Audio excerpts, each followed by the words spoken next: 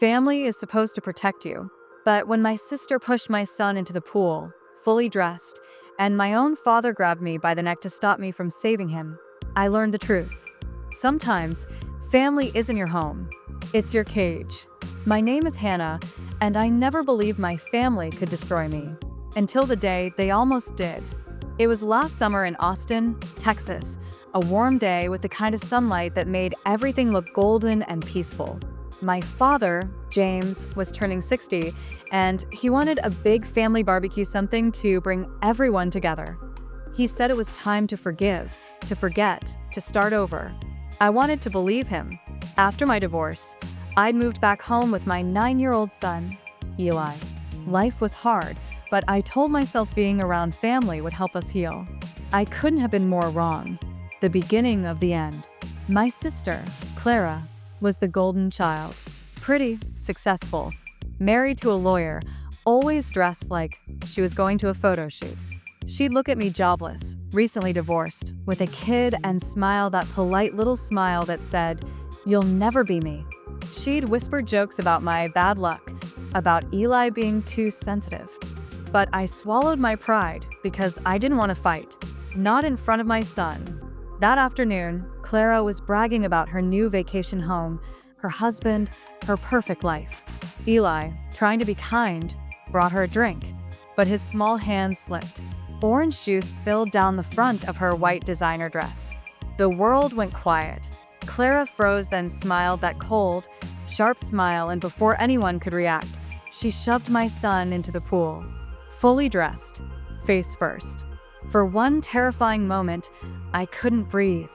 I heard the splash, saw bubbles rise, and then nothing. My baby wasn't coming up. I ran. But before I could jump in, a hand slammed around my throat. It was my dad. The grip that changed everything. "Stop it, Hannah," he barked, his fingers digging into my skin. "He's fine, it's just water." I tried to scream, but my voice cracked. "He can't swim," I gasped. Mom shouted my name, but Dad wouldn't let go.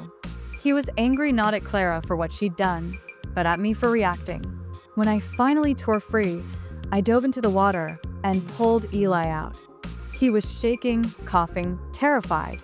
I wrapped him in my arms, my whole body trembling. And Clara, she laughed. Actually laughed. "Oh, relax, Hannah. He's not made of sugar." My dad's face was red with embarrassment.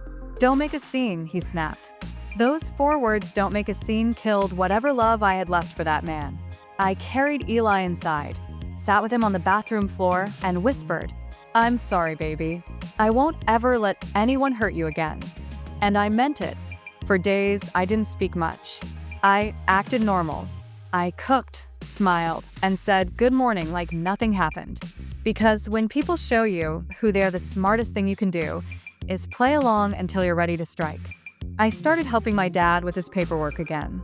He trusted me with his files, his company emails, everything. That's when I found out Clara's secret. She had been transferring money, thousands of dollars, from Dad's business account into a hidden one under a fake client name. I checked the timestamps. The transactions went back almost 2 years. So while she was mocking me for being broke, she was stealing from our father. I took screenshots, printed everything, even saved voice recordings, every insult, every cruel remark, evidence of who they really were. Then I waited. The night everything sank. 1 month later, I invited the family to dinner at Dad's house. I told them it was time to forgive and move on. They came dressed up, smiling, fake and polished. Eli sat quietly beside me, clutching my hand. When everyone finished eating, I stood up. "I made something for all of you," I said softly. A little family video. The lights dimmed, and the projector hummed to life. At first, everyone smiled until they realized what they were seeing. Clara's laughter as she pushed Eli. My father's hand gripping my neck. The muffled sound of my son crying. And then the bank records.